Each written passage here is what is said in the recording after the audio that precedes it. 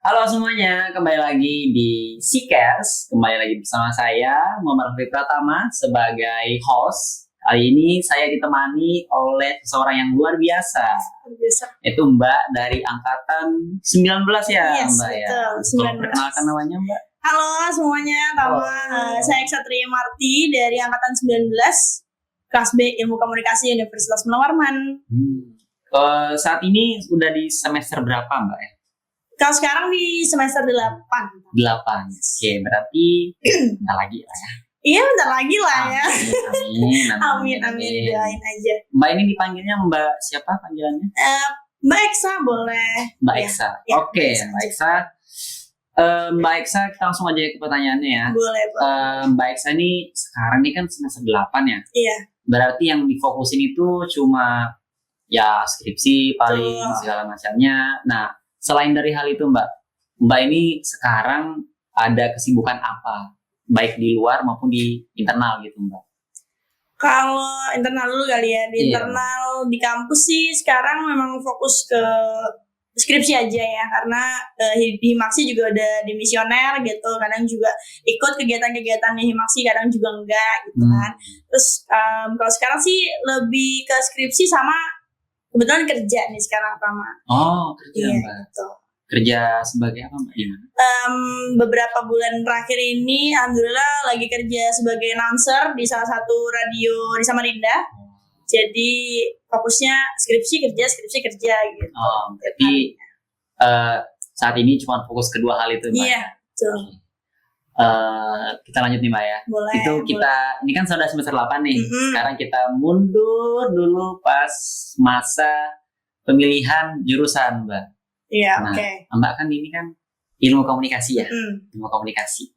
Ada nggak sih alasan tersendiri gitu Mbak memilih ilmu komunikasi sebagai jurusan? Padahal kan kalau kita lihat-lihat kan di Unmul kan yang unggulan itu ada psikologi, ada manajemen, ada kedokteran bahkan, kehutanan, sama teknik sipil Mbak. Sedangkan pada saat itu ilmu komunikasi itu belum bersinar gitu Mbak. Iya. Nah, apa alasannya Mbak milih ilmu komunikasi?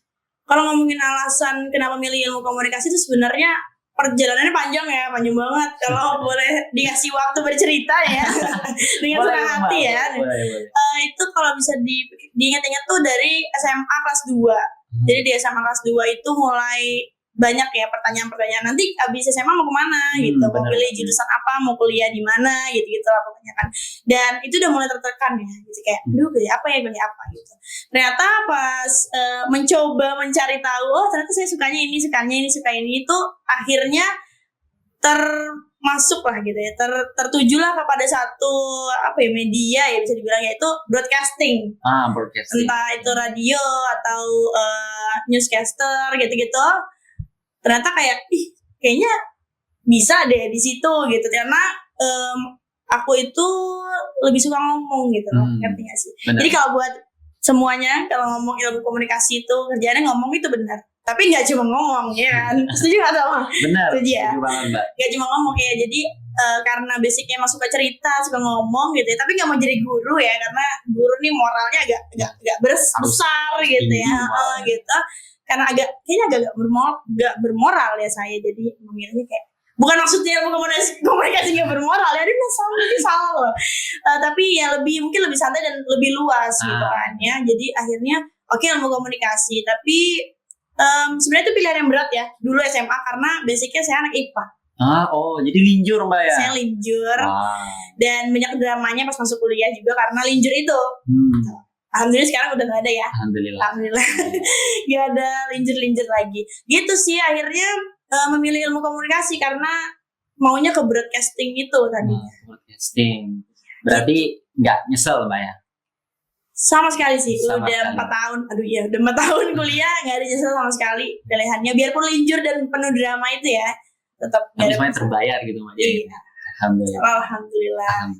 Juga saya dengar-dengar tuh sekarang itu jurusan ilmu komunikasi itu Mbak dibincangkan itu jadi jurusan yang paling diminati gitu Mbak, karena pada tahun 2030 ini kan Mbak Indonesia bahkan negara-negara dunia itu nanti bakal kena namanya bonus demografi. Bonus demografi. Nah, bonus demografi ini contohnya itu kayak pekerjaan-pekerjaan yang sifatnya repetitif atau berulang-ulang gitu, Mbak. Itu bakal diganti sama robot. Oke. Nah, sedangkan kita kan robot kan nggak bisa ngomong, Mbak ya. Iya, jadinya pekerjaan kita ini kayak tidak bisa tergantikan. Nah, yang digaungkan bakal sukses banget itu jurusan ilmu komunikasi ini, Mbak. Makanya dari pihak prodi SIA dari Unmul itu lagi nge-push berat-berat nih tentang ilmu komunikasi ini, Mbak. Itu juga yang jadi pilihan saya pribadi sih untuk masuk ke dalam ilmu komunikasi itu. Terus Mbak, rasanya jadi mahasiswi Ilkom di Unmul itu gimana sih, Mbak? Rasanya gimana ya? Bingung nih kalau rasa nih complicated nih ngomonginnya. Sebenarnya seru ya. Selama aku dari semester 1 sampai semester 8 ikut organisasi, tugas-tugas di ilmu komunikasi itu seru banget. Ini no pers ya, maksudnya kayak buat di podcast terus jadi kayak seru-seru gitu, enggak, benar-benar seseru itu, biarpun ya pasti ada susahnya ya, tapi karena memang basicnya aku memang pengen di sini, pengen belajar ya, karena mikirnya komunikasi tuh ya, berkomunikasi sebenarnya kita udah bisa dari dulu ya, dari SD, dari kecil tuh udah belajar lah berkomunikasi sama orang. Tapi kenapa muncul sih ilmu komunikasi jadi satu jurusan, kan pasti banyak yang dipelajarin tuh sebenarnya isinya di dalamnya, makanya pengen belajar ke situ gitu. Dan jadi fun aja bukan, nggak ada beban gitu. Biarpun banyak ya mata kuliah yang banyak banget, luar biasa susahnya. Statistik tuh contohnya. Kayak gitu kan, tetap katanya nggak boleh nggak ada hitung-hitungan, komunikasi ya tetap ada juga. Tapi kan itu buat bekal nanti ya, skripsian dan segala macam gitu. Ya nggak banyak kok pemirsa gitu. Sedikit aja. Segini ya. Iya, susah sih gitu. Tapi ya itu tadi, karena memang pengen, jadi fun aja dengan dukungan dosen-dosen di ilmu komunikasi FISIP Unmul tuh, menurutku udah fun banget ya, udah gaul-gaul, update namanya juga orang-orang yang komunikasi itu kan harus update sama digitalisasi lah, teknologi dan segala macam. Jadi seru banget. Ini no pers nih. Berarti kuliah di Ilkom FISIP Unmul itu seru ya? Seru harus belajar tentang digitalisasi, globalisasi, reboisasi mungkin. Mungkin boleh itu boleh, nggak apa-apa ya. Dikit lagi. Iya, betul. Terus Mbak, susah sama senangnya jadi Ilkom itu apa sih, Mbak? Kan ada banyak nih yang bilang di TikTok itu banyak tuh, kalau kuliah di Ilkom itu kamu harus semester akhirnya tugasnya ngomong sama kambing gitu, atau jadi stand up comedy. Iya. Nah, apa sih susah dan senangnya gitu, Mbak, kuliah di Ilkom? Susah dan senangnya, yang pertama mau aku kasih tahu ya ke teman-teman semua ya, kita sebagai anak-anak ilmu komunikasi ya. Jadi ilmu komunikasi itu kan luas banget, mau jadi apa aja tuh kayak bisa gitu. Nah, kalau anak ilmu komunikasi, nah ternyata dari dari keluasan ilmu ini itu juga terdapat kayak kesulitannya juga pasti ya gitu. Karena saking luasnya kadang kita tuh bisa ngambil kesempatan orang di kerja, atau kerjaan kita diambil orang gitu. Karena jadi announcer ya, ini contohnya, maksudnya ini aku banget ngerasain bahwa announcer di kantorku tuh nggak semuanya anak ilmu komunikasi. Ada yang dari manajemen, dari mana-mana, dan maksudnya mereka bisa loh gitu berlaku seperti anak-anak yang mau komunikasi kayak gitu. Makanya itu salah satu kesulitan juga dibalik anak-anak jadi anak-anak ilmu komunikasi. Dan aku pernah baca di Instagram bahwa nomor satu jurusan yang paling disesali ya ketika lulus tuh adalah jurnalistik, yang juga termasuk di ilmu komunikasi. Kalau di FISIP Unmul Ilkom itu di komunikasi massa. Komunikasi massa itu jurnalistik kan. Nah, dan itu tuh banyak yang menyesali itu, karena memang ternyata di lapangan jurnalistik itu sepahit itu, Bro. Pahit banget. Iya, jadi kalau aku sih lebih ke nantinya ya. Kalau sulit-sulitnya tuh mungkin ke nantinya sih. Gimana kita ngadepin ke nantinya gitu.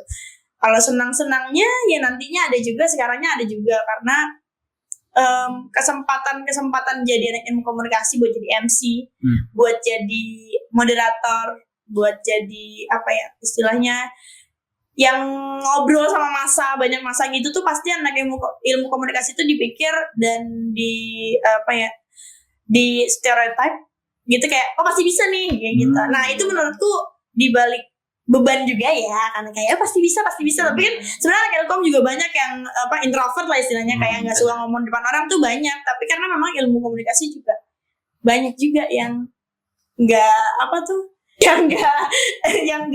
nggak pasti di depan kamera gitu loh, nggak di depan banyak orang kayak gitu. Bener. Jadi ya gitu.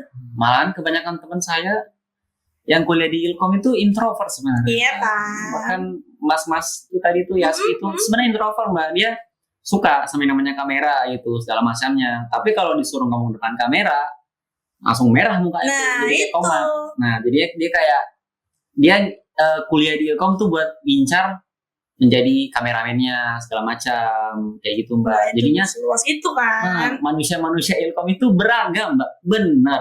Makanya fun jadi anak komunikasi itu karena ternyata hal-hal yang kita lakukan udah dari kecil sebelum kita kenal jurusan ilmu komunikasi itu udah kita lakukan, dan ternyata bisa ditelaah gitu lah. Kita ngobrol berdua gini itu udah kayak oh iya ini komunikasi, ternyata ini ada sebutannya, ini ada teorinya, ini ada gitu lah. Nah kalau ini komunikasi apa Mbak? Aduh jangan tes aku deh, antarpersonal ya. Benar. Iya lah, belajar kok aku 4 tahun ini. Iya nggak tahu. Hampir dikatakan. Tahu nanti bikin malu loh. Oke, berarti Mbak di Ilkom ini kan tahun 2019 kan 2000 berapa gitu. Ada dibagi 2 peminatan Mbak. Iya betul. Massa sama korporat. Yes. Kalau massa kan berputar itu nanti di media, di surat TV enggak tuh, di surat kabar, TV, news segala macam. Jadi news anchor, broadcasting segala macam. Dan kalau korporat dia mainnya di pemerintahan. Ya, bisa, oke, bisa. Iya. Mungkin banyak pas pengambilan peminatan itu ngambil di mana Mbak? Aku ngambil di komunikasi massa. Oh massa Mbak. Berarti sesuai ya dengan apa yang dikerjakan sekarang. Sesuai banget sih, alhamdulillah ya. Alhamdulillah. Setelah melewati drama-drama perkuliahan juga bisa sampai ke situ. Berarti bisa dibilang sejauh ini Mbak ya, sejauh ini masih sesuai dengan prokernya gitu Mbak ya?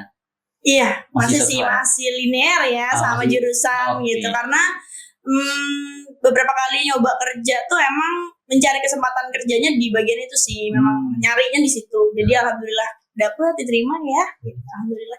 Dari situ. Udah berapa lama sih? Baru kalau announcer.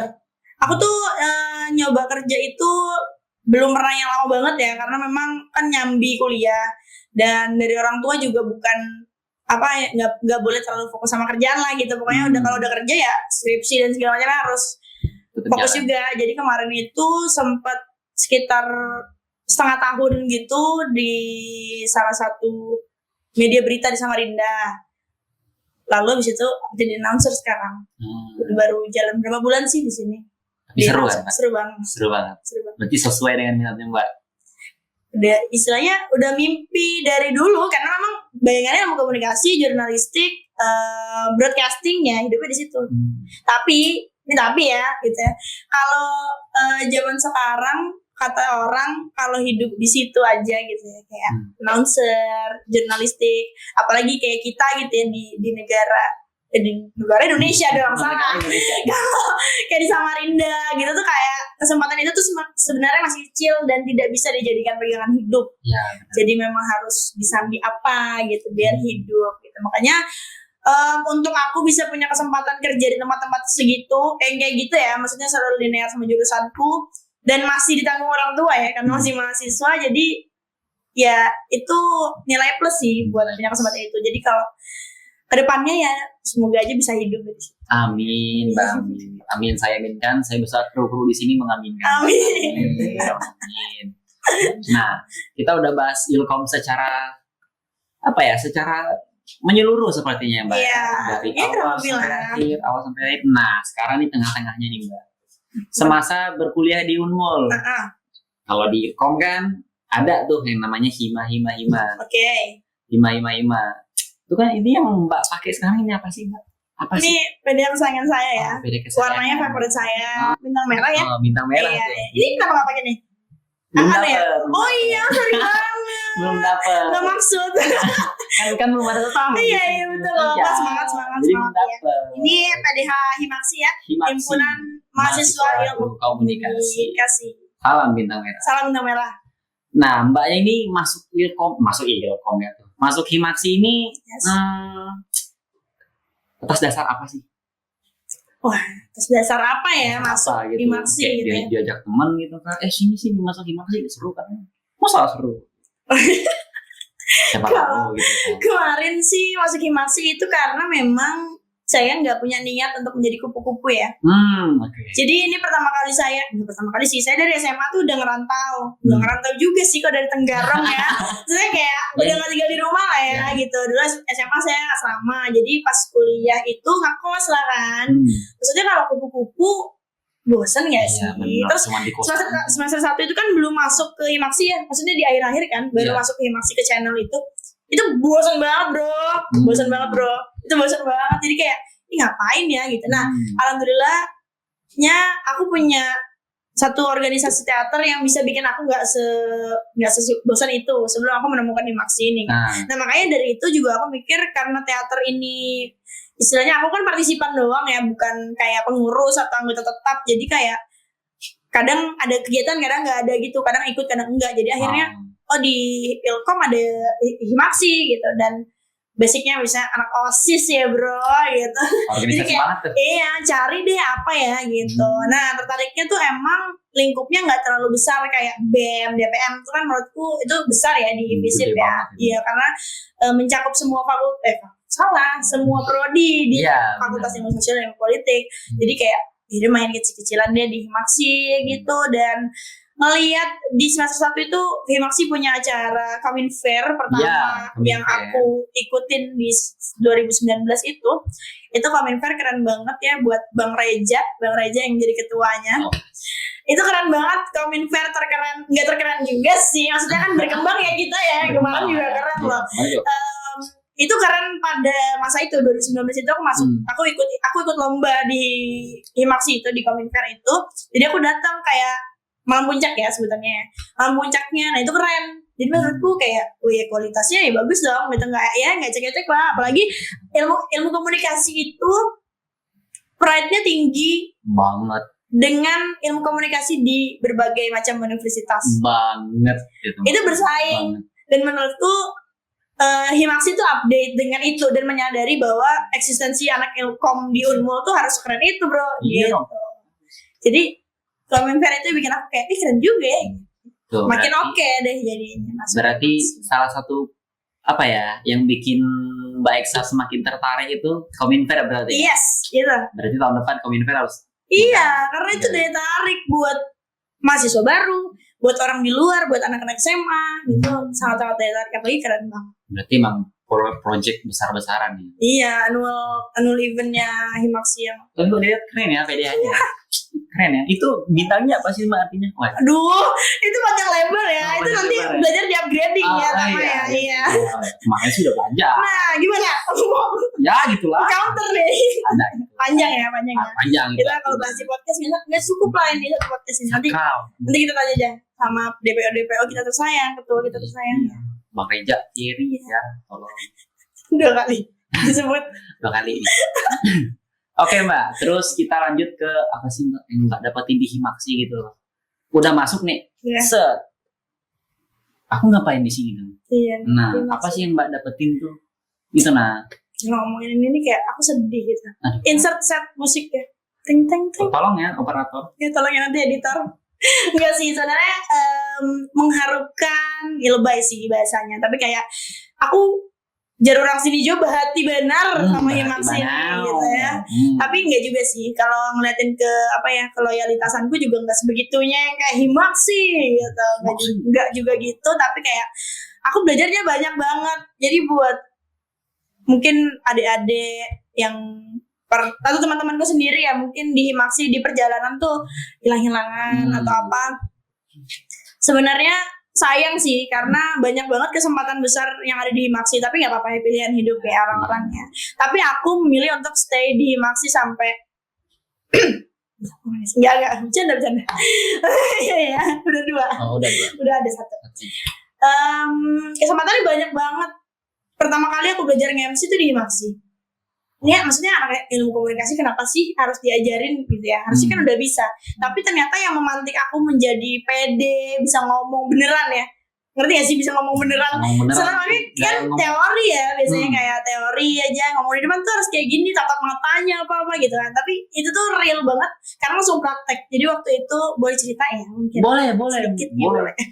Prodi ada acara minta MC dari Himaksi. Dan itu ternyata agak lumayan susah nih mencari siapa yang mau gitu. Dan hari itu sebenarnya aku termasuk yang nggak mau, kayak aduh nggak pede, nggak takut gitu. Nah kayak gimana ya kalau misalnya jadi MC prodi, ada dosen, ada ini, ada itu, dosen, rektor mungkin deh. Iya. Gimana ya, nah. Dan di situ aku diajarin sama Bang Dani, aku mention semua kalian abang-abang tersayangku. Bang Dani, Bang Zea, semuanya tuh kayak ayo cobain gitu. Bang Fajar juga tuh masih support system banget, kayak ayo cobain siapa lagi gitu. Nah maksudnya kayak masa sih kita mengecewakan nih ke prodi gitu karena nggak ada yang mau jadi MC loh, nih MC loh anak ilkom kok nggak mau jadi MC kan, malu banget ya Allah gitu ya. Akhirnya juga kayak ya udah ikut gitu, ya udah ayo gitu. Aku sama Suci dimantepin buat jadi itu, dipersiapin, kita punya grup, kita nge-zoom, kita latihan. Sekarang MC, itu pertama kali aku MC di prodi. Akhirnya dipakai lagi loh sama prodi. Excel jadi MC ya, pakai Bu. Awal-awal pasti. Awalnya gitu. Gemeteran gini ya. Gemeteran, dan ini luckily. Beruntungnya aku selama beberapa semester itu kan online ya. Kalian juga sebelumnya online. Enggak. Sombong. iri. Aku tuh cuma satu semester setengah doang ya di kampus. Sisanya online. Diam. Aku sedih kalau bahas itu. Nah jadi beberapa event itu Zoom. Jadi awalnya aku MC itu nge-Zoom dan akhirnya berani di depan gitu loh. Maksudnya itu beruntungnya aku bisa latihan secara langsung tapi gak ada audiensnya, ya gak sih? Benar. Gitu, jadi ya gitu. Habis itu berkembang lagi. Terus di Himaksi itu aku suka banget pemikirannya. Pasti kalau misalnya kita ngebahas sesuatu lah gitu, entah ecek-ecek gitu ya, atau yang spesial atau ada lagi kayak politik gimana gitu, itu apa ya, elaborasinya luar biasa aja sih, pemikiran abang-abang, teman-teman semuanya gitu. Jadi maksudnya nggak apa ya, bukan himpunan rimba gitu loh Mbak. Bukan, insya Allah. Kalau dicari kesempatannya, jadi nih ya, kesempatan itu banyak, mau diambil atau enggak. Nah benar banget. Itu aja sih. Aku juga bukan orang yang kayak setiap kesempatan diambil, kayak apa pokoknya dikejar ambis banget, enggak sih. Tapi karena ternyata gitu ya, ternyata ada beberapa kesempatan yang harus kita ambil supaya kita bisa ngerasain setelah itu gitu, bisa apa, kayak batu loncatan gitu loh, bisa berkembang gitu. Iya dong. Bahkan yang pengalaman MC pertama kali masih kepake kan Mbak? Masih banget. Aku SMA tuh pernah digantiin jadi MC. Bayangin. Aku tuh digantiin sama temanku yang sering MC memang. Dia punya public speaking bagus. Dia sekarang jadi dokter, hebat banget. Wow. Public speaking bagus. Dia lebih bagus dari hari itu ada apa. Jadi aku yang take over.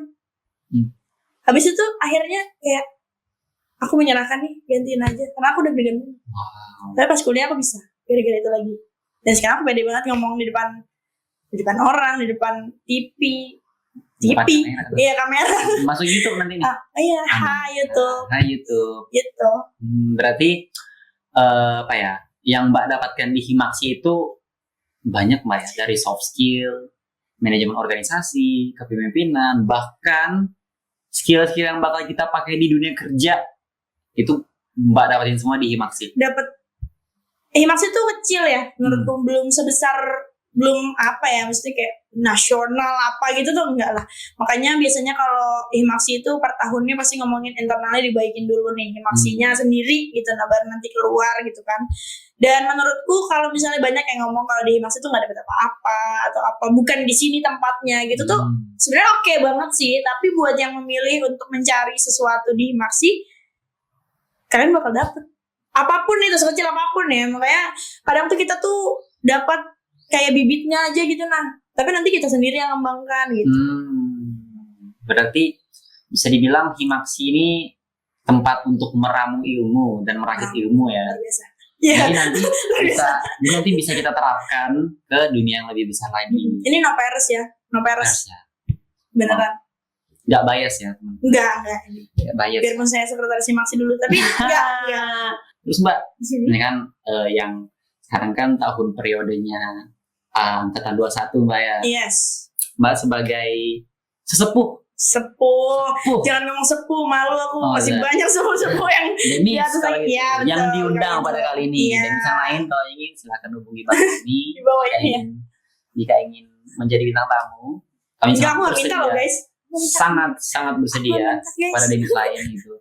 Nasihat atau kata-kata yang ingin disampaikan kepada periode kepengurusan 22-23. Kalau nasihat sih agak berat ya dipikir kalau nasihat ya, membosankan juga didengarnya. Mungkin tips and trick menjadi Himaksi. Benar, tips and trick aja ya. Nah, lebih ke apa ya? Kalau jadi Himaksi itu kayak mungkin tadi balik lagi, kalau misalnya mencari sesuatu terus nggak dapet di Himaksi, coba deh digali lagi. Bukannya memaksa ya, maksudnya bukannya memaksa mencari sesuatu gitu kan. Tapi sejauh ini aku ketika kepikiran kayak apa sih Himaksi ini gitu, lagi ngapain sih, ada apa sih, itu tuh selalu ada aja gitu yang bikin oh iya ternyata ada ini gitu. Dan menurutku Himaksi itu udah mulai nggak strict ya. Bener. Udah mulai santai, udah mulai bisa nerima semua semua pemikiran aja gitu. Makanya ya enjoy aja di Himaksi. Jalanin yang ada, improve yang ada, karena kadang suka cuma ulang-ulang aja gitu, nggak ada improve-nya setiap proker-prokernya gitu. Karena tahunku juga kebanyakan sih ATM doang.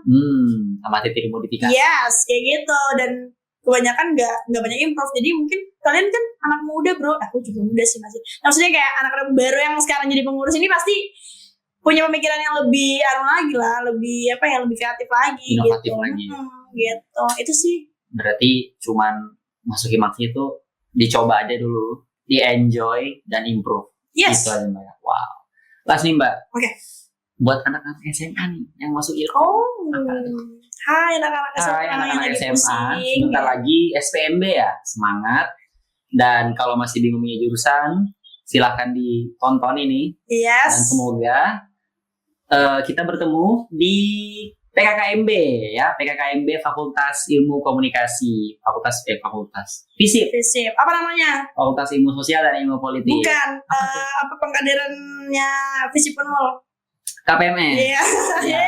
Ingat. Hampir lupa. Iya, KPMS. Oke. Itu saja untuk hari ini. Sekali lagi saya ucapkan terima kasih kepada Mbak Elsa karena sudah menjadi narasumber yang sangat komunikatif. Namanya ilmu komunikasi harus komunikatif. Betul. Itu saja saya ucapkan terima kasih kepada para operator yang sudah berbaik hati, dan juga saya ucapkan halo kepada para penonton. Itu saja. Saya akhiri. Wassalamualaikum warahmatullahi wabarakatuh. Waalaikumsalam warahmatullahi wabarakatuh. Himaksi. Salam bintang merah.